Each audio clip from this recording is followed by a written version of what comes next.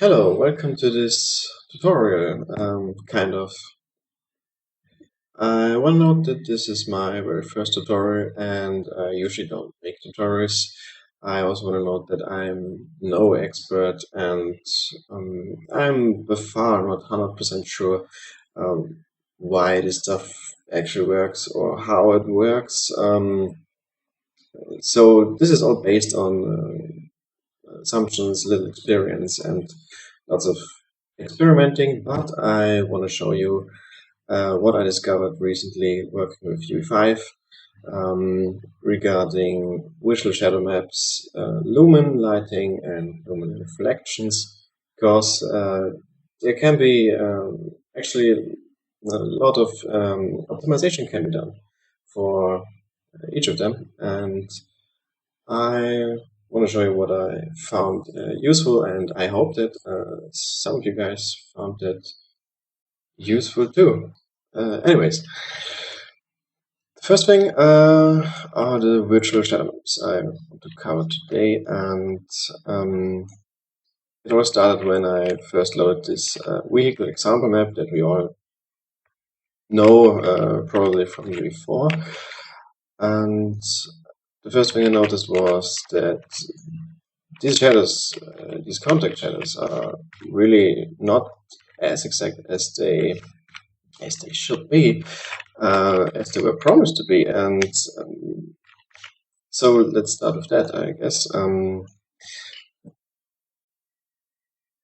Essentially, we are going to tweak almost everything with console comments, and to use these, you see the CMD and at the bottom of your editor window, and there you can type in consoles. Like in this case, we're looking for something like, I guess it was shadow virtual. Yeah, shadow virtual.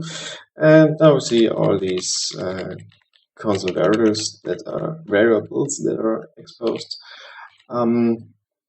In this case, we're looking for contact shadow length, and I believe the default for this is 0.02. If I set this to 0.02, yeah, there's obviously no change, but we can reduce this to, let's say, 0.01, and boom, now we have good contact shadows. And we can even further reduce this, because if you look closer, it's almost perfect. So I guess you can also just type in 0, but maybe there's a reason why they wanna let this above 0. So 0.01 works pretty fine, I think.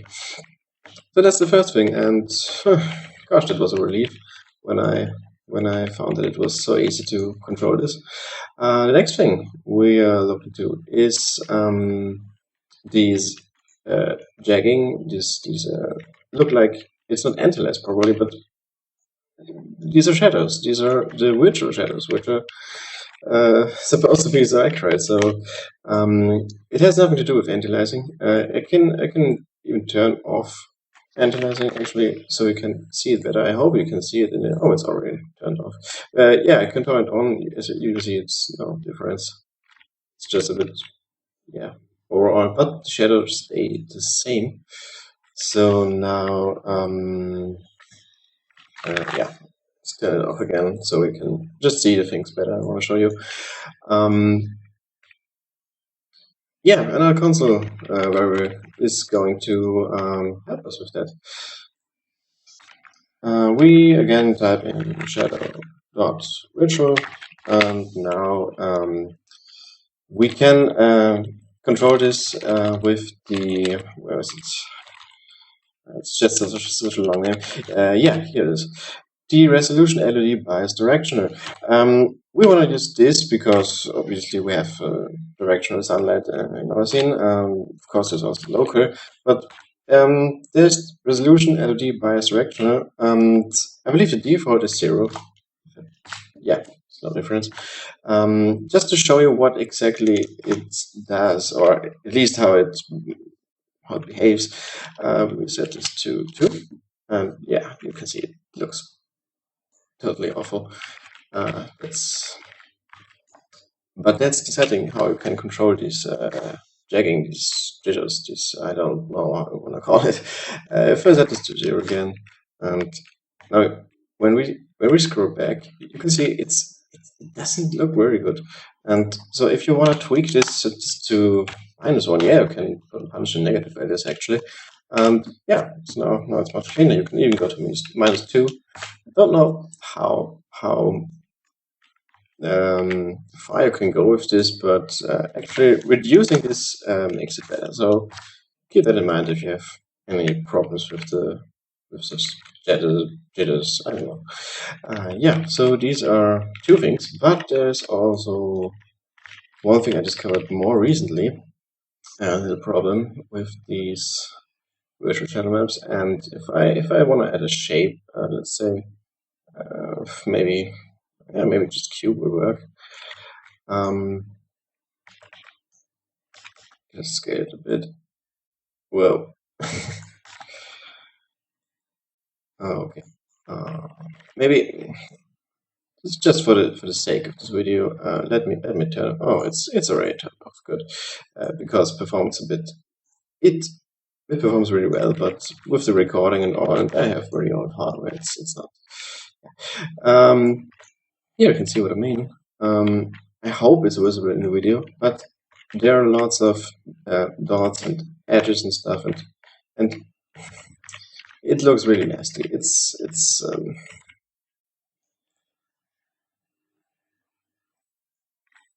I think it depends on the angle the shadow sets in, because if the shadow is really close to the surface, then you will experience these jitters. Now it's gone because I hit the right angle. But if I just now I see what I mean. I hope you see what I mean. And they can be really troublesome. At least to me, I found. So if you experience this problem with the virtual shadows, you can also fix this in the console with a setting called normal bias, I found. And normal bias is, I believe, I don't know the defaults, but I believe it's around 0.5. Yeah, that doesn't change everything. If we set this higher to, let's say, 0.8 or 0.9, it should get better. Or maybe 1 will do it. Yeah, it's starting to get better, but it's just a very unfortunate angle. Yeah, I don't know. 1.5. Yeah, 1.5 does it.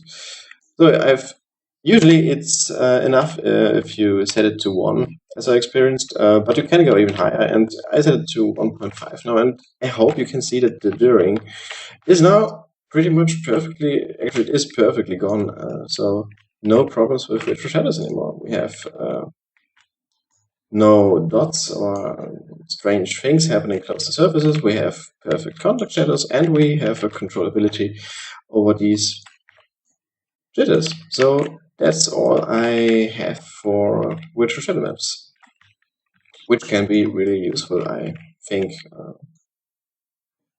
So now let's take a look at some of the amazing new Lumen technology and Lumen Reflections.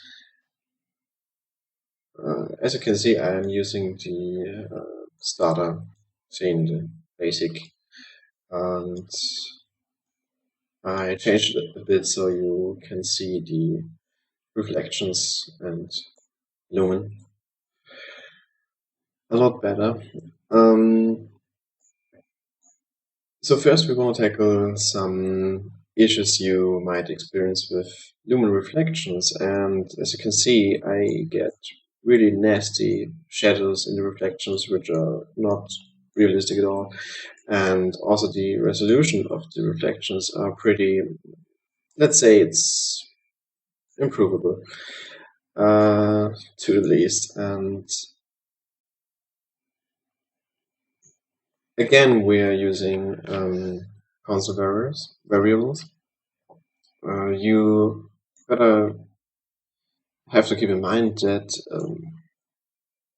I believe Lumen Reflections basically use Lumen, because if I turn off Lumen, then there are no Lumen Reflections anymore. So this is important to keep in mind, because we can actually control the quality of the reflection with controlling lumen, and there are lots of ways to control lumen, and there's something I found out to control the reflections. So first, maybe let's get rid of these nasty shadows. They are driving me crazy, and they're probably the greatest issue here with the scene. The first thing we're going to do, typing in something like lumen and reflections, yeah, and you already got that. We are searching for the max iteration. So just search for lumen reflections, and here you can see hierarchical screen traces, max iterations. And this is very funny, because I really don't know what this is doing actually, and I don't know how it works, but it just works if you set this to something relatively low, like, let's say, I don't know, 4 maybe? Yeah, so now you get rid of these nasty shadows in the reflection. You can also see that it appears that lumen reflections are not supporting multiple reflections, because these are both reflective surfaces. So that's just some limitation currently. I guess there's no way around that. But we got rid of those, of those nasty shadows. I believe the default value is something really high, like 256 or something. Yeah, you can see it now. It's starting to, cast strange shadows again. But yeah, just set this to something low, like 2 or 4, I don't know. So now we got rid of that. Second thing we can improve is the quality of the reflecting meshes. There are already some approaches to this. I guess you've all figured out that you can change the distance field meshes resolution in order to improve this. There are actually 2 ways to do that. You can either select the mesh you want to edit and go to edit. Now you can change the distance field resolution scale. We set this to, let's say, no, 4 maybe. So something really high. And just looking at the reflection now, apply changes, you can see it's much cleaner now. Much cleaner. And the funny thing is that I don't know, but there were some speculations about the setting in the project settings, because we also got something like this under rendering, and distance field voxel density. So the distance field voxel density, essentially, as far as I've seen it, is essentially the same as changing the over resolution for each static mesh. So this is just some kind of default resolution, if you will. If I change this to 0.4, let's say, which is the maximum, by the way, at 0.4, so you have the double resolution.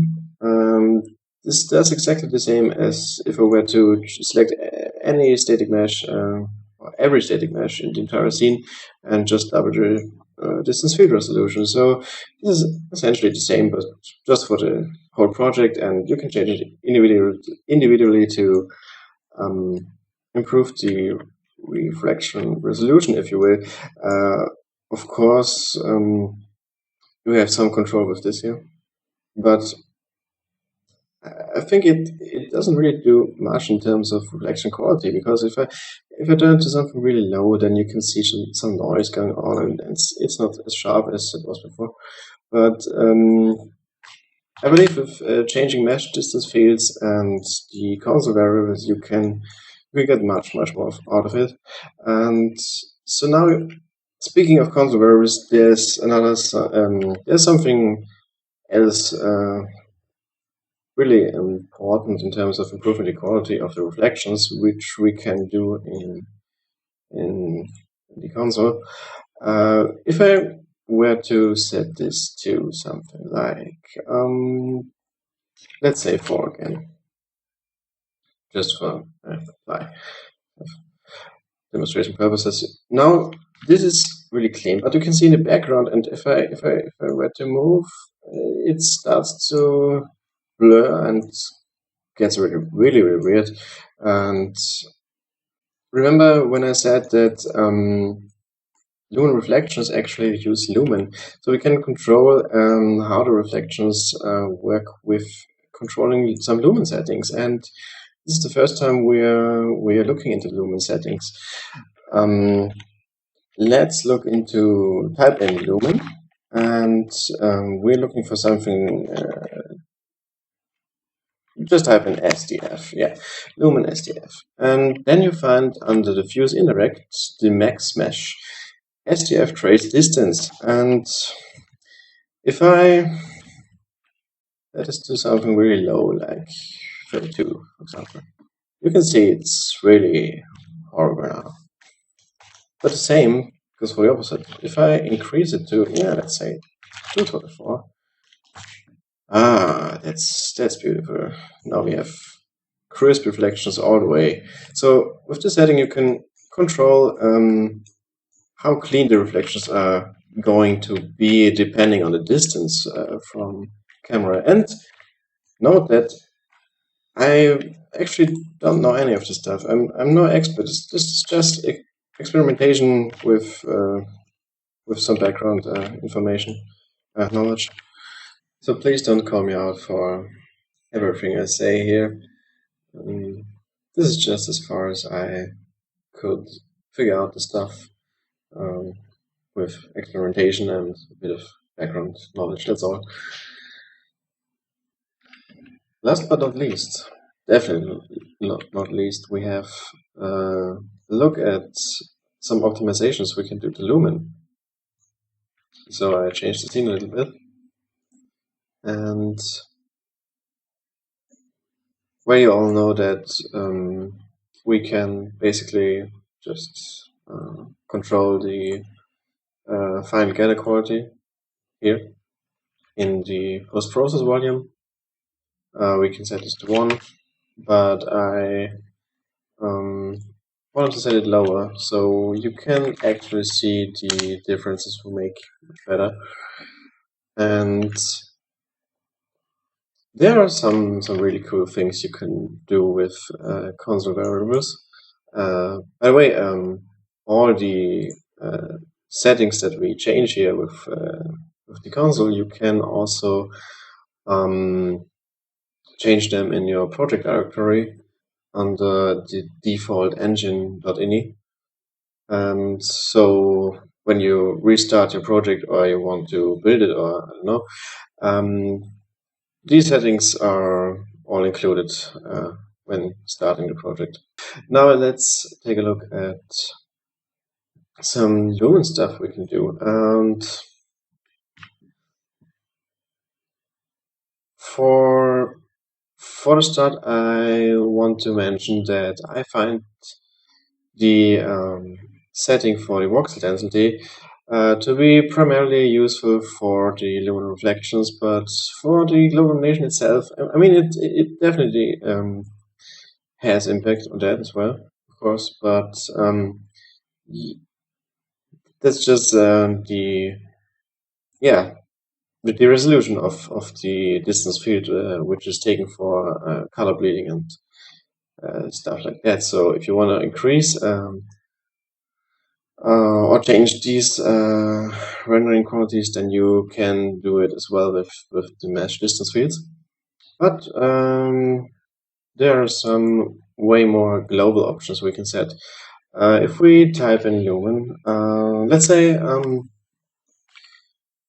something sort of little issue I experienced. I don't know if you can see it that well, in the video, I hope. You can see that this is currently lit by Lumen apparently, and the floor is quite, it seems to be too dark, a little bit too dark, darker than it would.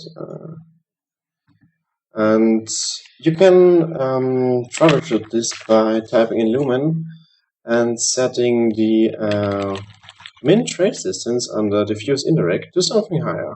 Something like maybe, no, 2024. And I hope it's visible in the video, but now this floor is lit much more accurately. Now it seems that it really fits into the scene, and yeah, because just the traces went apparently long enough for the floor to be reached. So the next thing we want to look into is just to have a bit more control over the overall intensity of the illumination.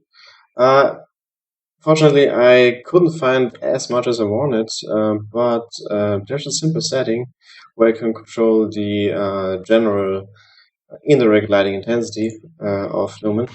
And it's as simple as typing in Lumen, and there's a setting called Lumen, and we set for MaxRay. Yeah, MaxRay. You can see this is also available for reflections, so it can increase the ray intensity in reflections. But we want to use the max ray intensity from the screen probe getter, and as I found out, it seems that only values between 0 and 1 really work. So anything higher than 1 unfortunately doesn't work, but you can at least, if you set it to 0, now the indirect lighting is completely gone, and 1 is completely back, and you can set it to anything in between. So if you want to tweak your indirect lighting a bit without having to change each individual light in the scene, which Lumen uses, you can just control the whole indirect lighting intensity with this simple setting, which is pretty cool.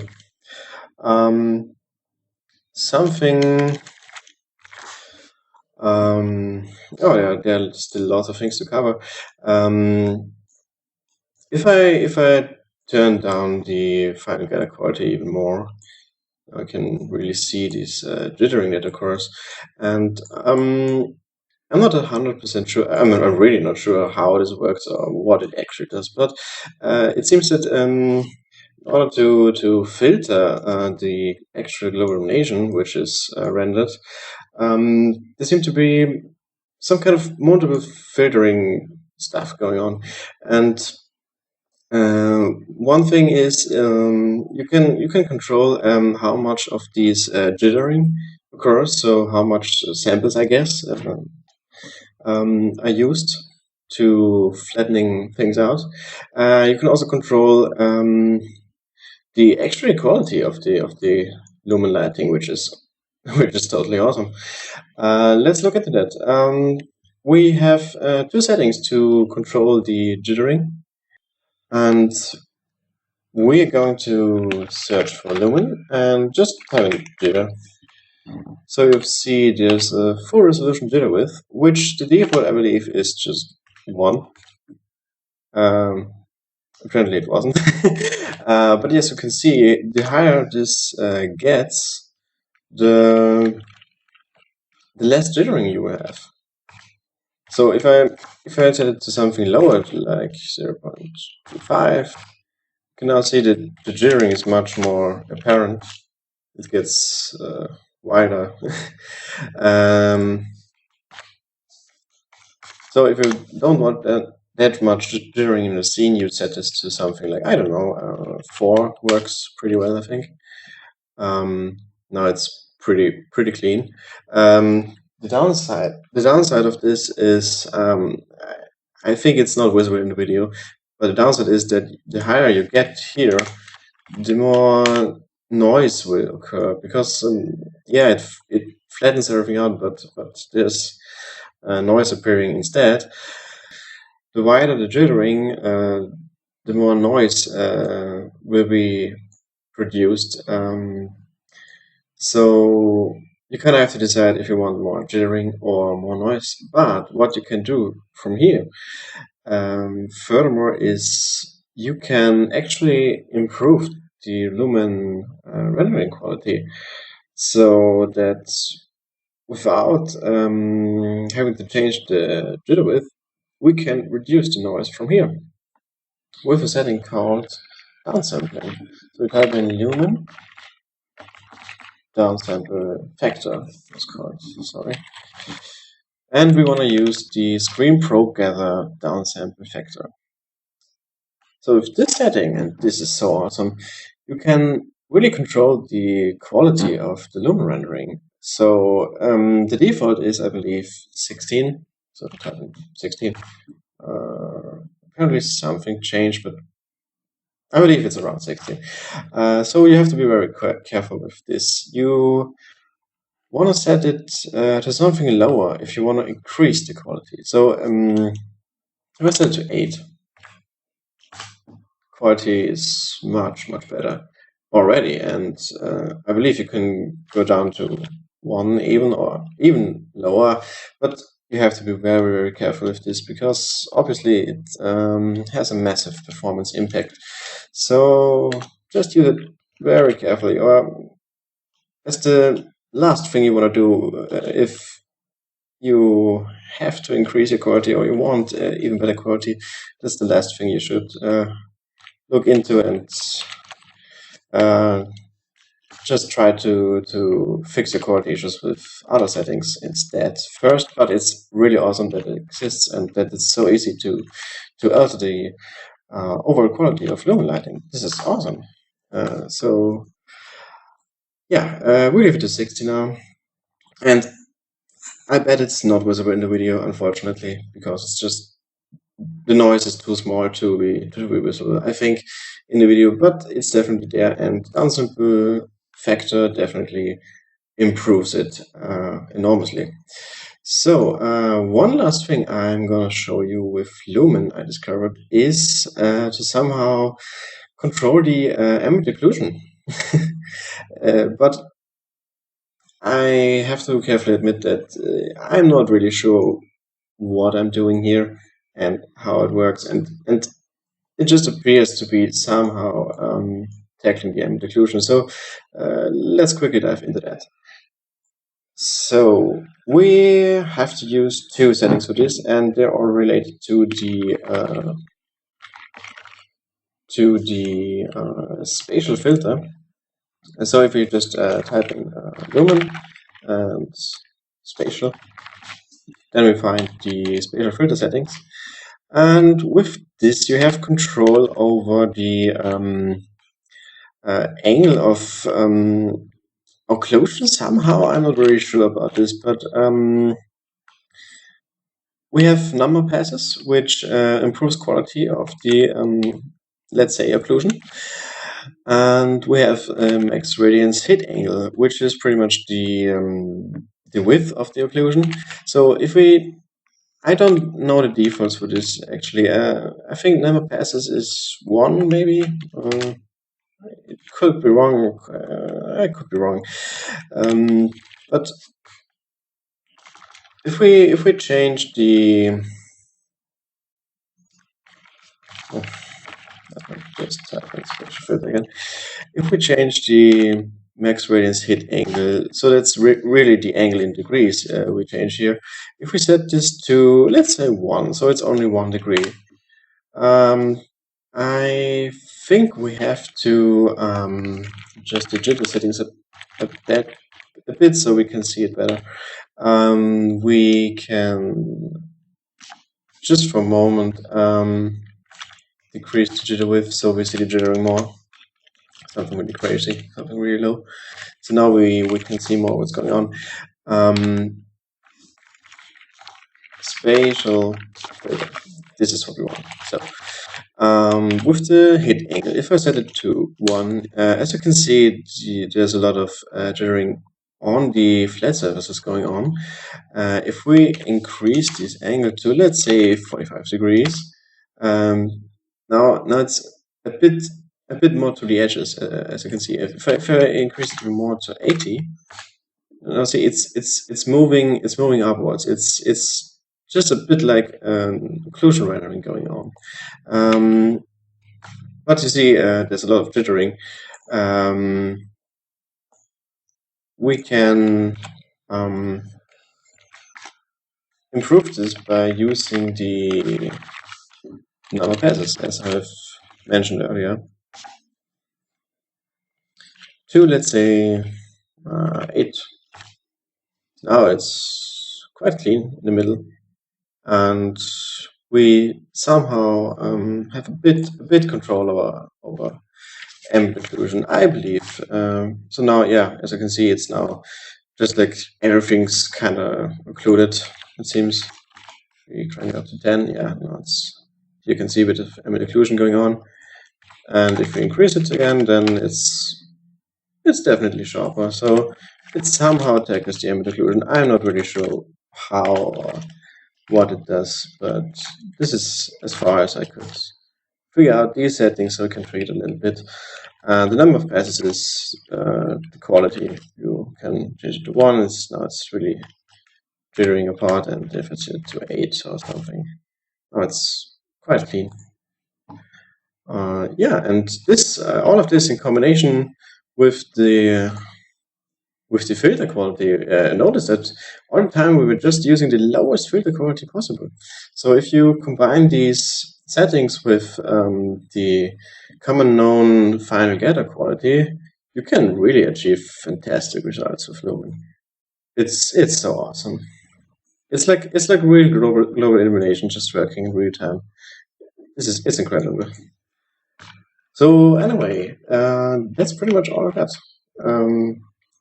There are definitely more things to figure out, and I'm sure that most of the settings will be available as normal parameters here in the editor. That would make sense. But for the time being, this is the way you can control Lumen Reflections, and also the virtual shadow maps. And I hope you find it useful. Thanks for watching.